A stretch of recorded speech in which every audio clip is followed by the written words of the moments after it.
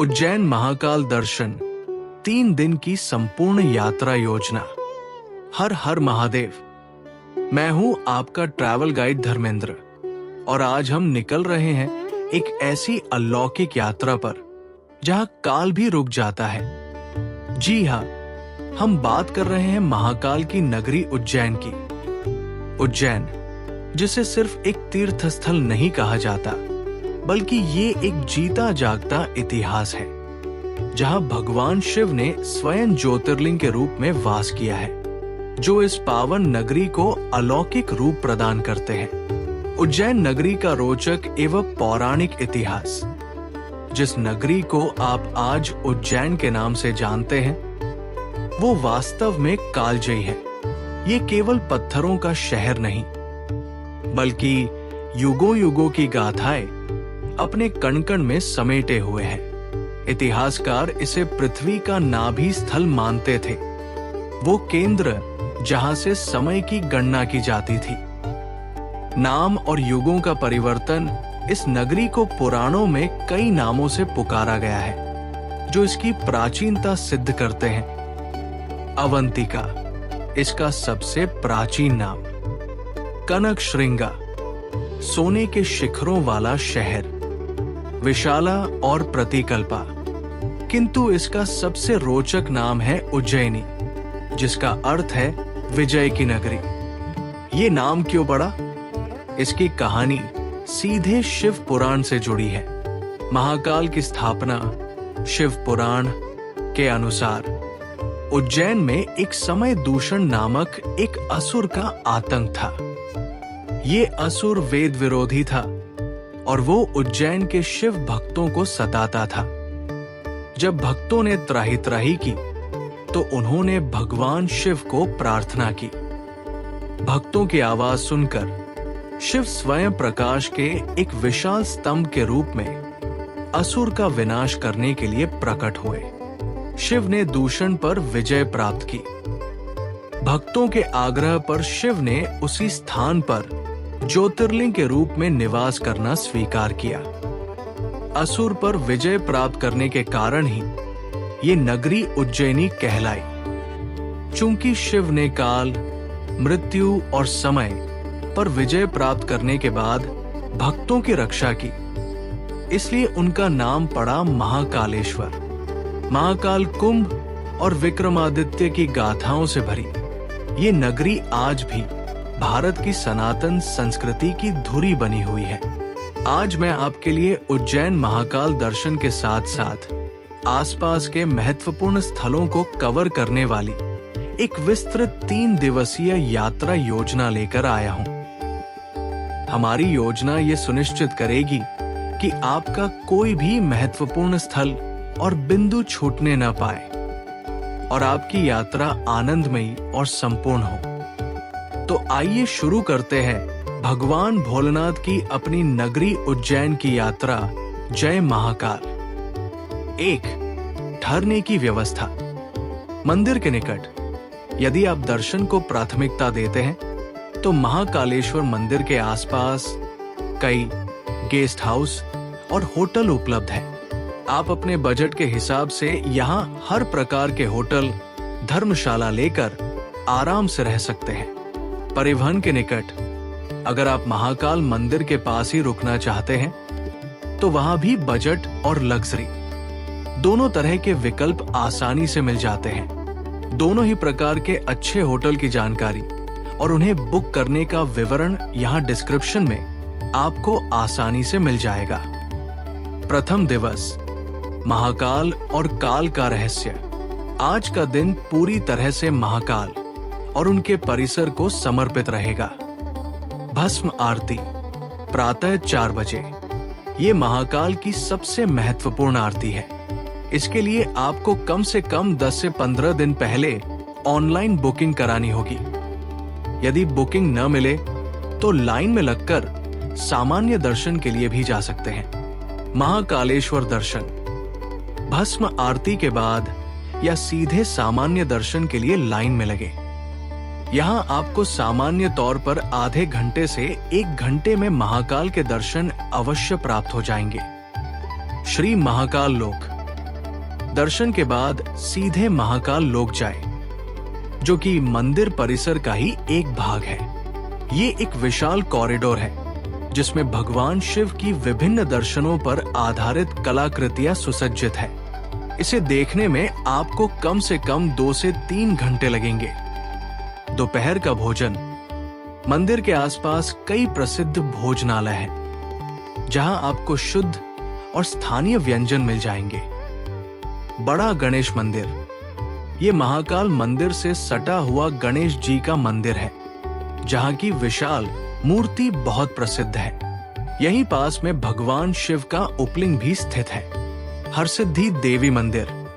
ये मंदिर महाकाल मंदिर के पास ही स्थित प्राचीन मंदिरों में से एक मंदिर है।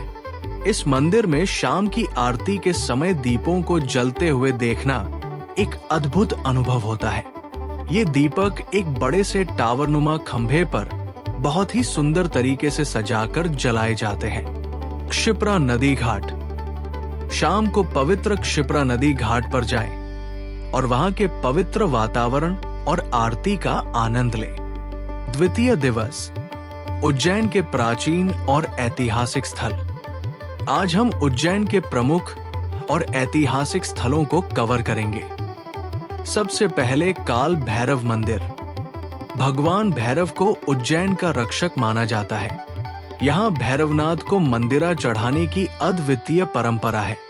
मंदिर महाकाल से 7 किलोमीटर की दूरी पर है, जहाँ जाने के लिए आप टैक्सी ले सकते हैं। मंगलनाथ मंदिर। ये मंदिर मंगल देवता को समर्पित है और उनकी जन्मभूमि माना जाता है। जो लोग मंगल दोष से पीड़ित होते हैं, वे यहाँ भात पूजा करवाते हैं। ये मंदिर के किनारे स्थित है। दोपहर का भोजन। मंगलनाथ मंदिर के आसपास भोजन करें। सांदीपनी आश्रम।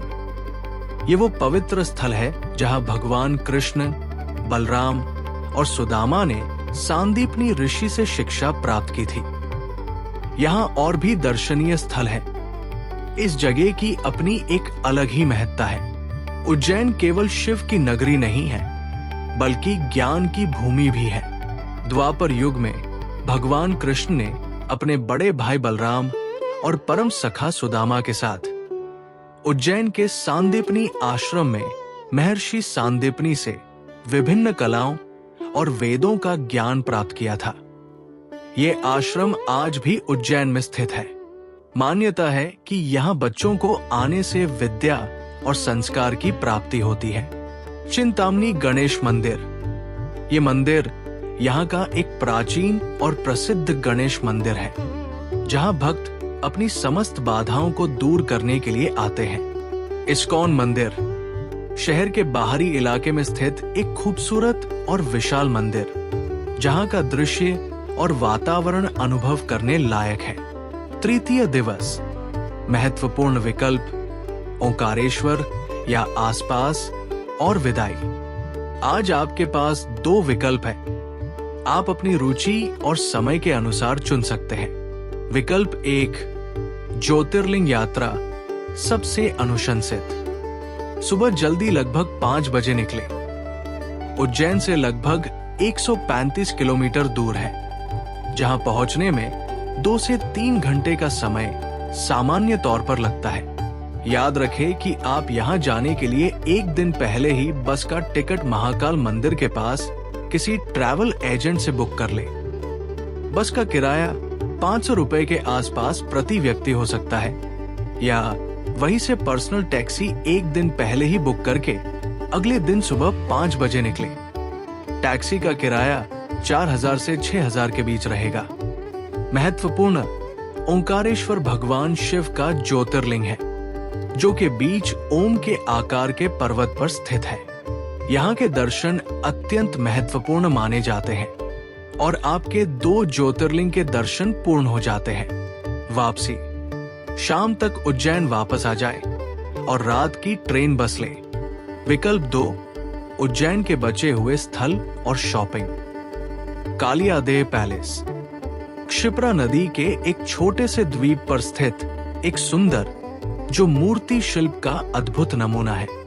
भर्तृहरि गुफाएं। ये माना जाता है कि यहाँ राजा भर्तृहरि ने तपस्या की थी। शॉपिंग और स्थानीय बाजार। मंदिर के आसपास बहुत सी दुकानें और भोजन हेतु स्थान उपलब्ध है। यहाँ से आप अपनी मनपसंद और स्थानीय वस्तुएं खरीद सकते हैं। दोपहर शाम को अपनी आगे की यात्रा के लिए स्टेशन या बस स्टैंड की ओर प्रस्थान करें।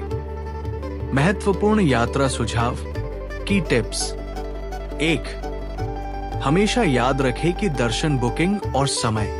भस्म आरती हमेशा आधिकारिक वेबसाइट से में ऑनलाइन बुकिंग करें। Online booking. सामान्य दर्शन के लिए भी ऑनलाइन बुकिंग का विकल्प उपलब्ध है, जो लाइन में लगने का समय बचाता है। 2. पहनावा ड्रेस कोड। पुरुष धोती कुर्ता और महिलाएं साड़ी पहन सकती है। महत्वपूर्ण। गर्भगृह में प्रवेश के लिए ड्रेस कोड अनिवार्य है। सामान्य दर्शन के लिए इसकी आवश्यकता नहीं है, लेकिन वस्त्र पहनना उचित रहता है। 3. स्थानीय परिवहन। उज्जैन शहर में घूमने के लिए ऑटो रिक्शा, कार टैक्सी और बस आसानी से उपलब्ध है। दिन भर के लिए या घंटे के हिसाब से बुक करना विकल्प है, आप जैसा चाहें। 4. भोजन और पेय। उज्जैन एक धार्मिक शहर है, इसलिए यहाँ ज्यादातर शाकाहारी और सात्विक भोजन ही मिलता है। यहाँ आकर स्थानीय व्यंजनों में पोहा, दाल बाटी चूरमा और मालपुआ का स्वाद जरूर लें। तो ये थी महाकाल की नगरी उज्जैन के दर्शन की संपूर्ण योजना। हम आशा करते हैं कि आपकी यात्रा मंगलमय हो और आपको भगवान महाकाल का आशीर्वाद प्राप्त हो। अगर आपको ये यात्रा प्लान पसंद आया हो तो इस वीडियो को लाइक, कमेंट और शेयर करें। अपने दोस्तों के साथ शेयर करें और ऐसे ही वीडियो के लिए हमारे चैनल सेफ ट्रैवल माई इंडिया को सब्सक्राइब करना न भूलें। जय महाकाल।